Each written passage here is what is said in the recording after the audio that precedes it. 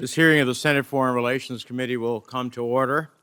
Mr. Secretary, welcome back to the committee. We appreciate you being here with us today. As we look across the world, from Cuba to Mali to Iran to China and, of course, Russia, authoritarians are crushing free speech, arresting dissidents, utilizing technology to control their citizens, relying on mercenaries and illicit weapons to target innocent civilians and topple governments. This is a confrontation between violent autocrats and those of us fighting for a rules-based international order, for democracy, human rights, and the cause of freedom around the world. Our diplomats and development professionals and our budget for these efforts, which we are examining today, are our front lines in this fight. So with that in mind, I'd like to take a moment to highlight some of our most pressing areas of concerns. I'm sure members on both sides will want to talk about these and others.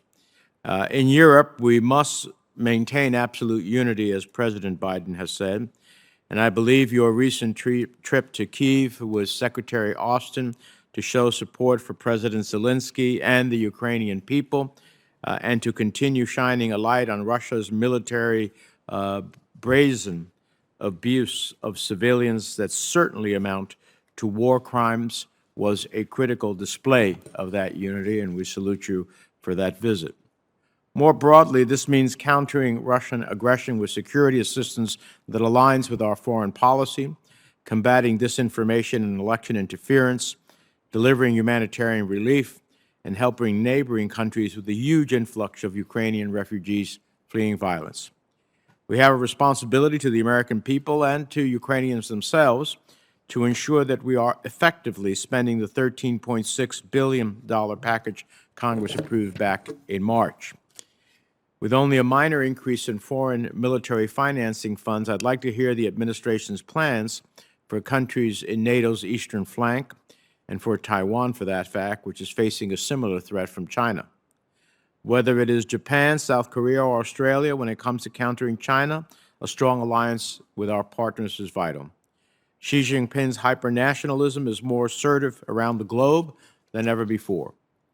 The State Department must work on a pragmatic appraisal of how to best combat China's predatory economic and trade practices so we have the ability to outcompete China in the generation ahead, bilaterally and through robust presence and action in regional and international institutions. Authoritarianism also threatens Latin America and the Caribbean, a part of the world hit hard by the COVID pandemic. From Cuba to Venezuela and even Nicaragua, we're seeing arbitrary detentions, the dismantling of civil society, the weaponization of hunger and migration, all as Maduro carries out systematic extrajudicial executions. On top of this, an epidemic of criminal violence stretching from Mexico to Haiti to El Salvador is fueling a serious refugee and migration crisis. The Americas now host more than 18.4 million displaced people. This budget is a good down payment, but more will be needed to address these challenges across the hemisphere.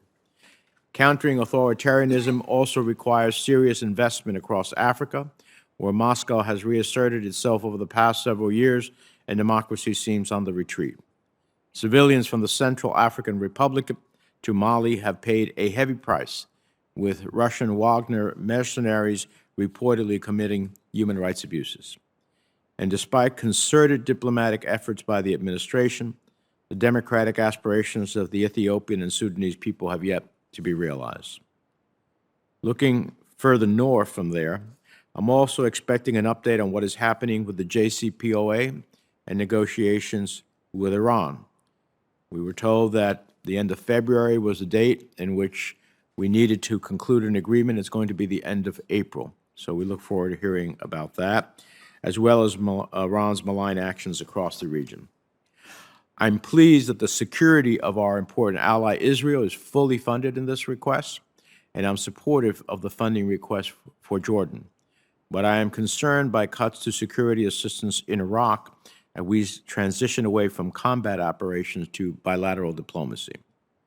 In Tunisia, we'd love to hear a strategy confronting democratic backsliding. And in South and Central Asia, we need clarity on whether the administration will waive CAATSA sanctions for India's purchase of the Russian S-400 missile defense system, and what role, if so, are they going to continue to play in the Quad?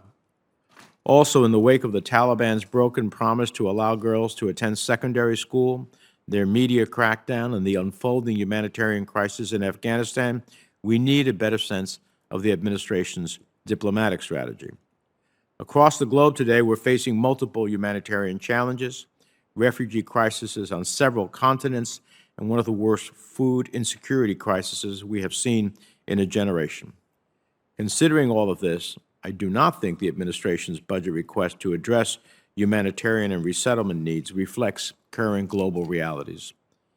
The United States must elevate the needs of women, girls, and other at-risk populations. We must document war crimes. Added to this, climate change is a force multiplier which will exacerbate humanitarian crises and conflicts around the world. It requires us to rethink how we prepare for the future, from the energy security crisis in Europe and Ukraine to increasing sea level, severe weather, and drought, including working multilateral to help partner countries advance clean, sustainable energy solutions. And we must also think about how to better prevent, detect, and respond to future pandemics. I want to applaud the State Department's push to modernize and increase diversity by adding internships, a Chief Diversity and Inclusion Officer across foreign affairs agencies, and equity strategies in our overseas policies and programs, including the Department's high-level representative on racial equity.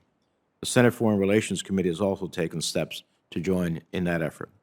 And finally, I'd like to congratulate the Department on launching the Bureau of Cyberspace and Digital Policy, which will be essential in our diplomacy on cyber and technology issues. So there's a lot to discuss, Mr. Secretary. We look forward to hearing your thoughts on how you see the Department tackling some of these issues and challenges we face as a nation. I certainly want to say that we appreciate your service to our country.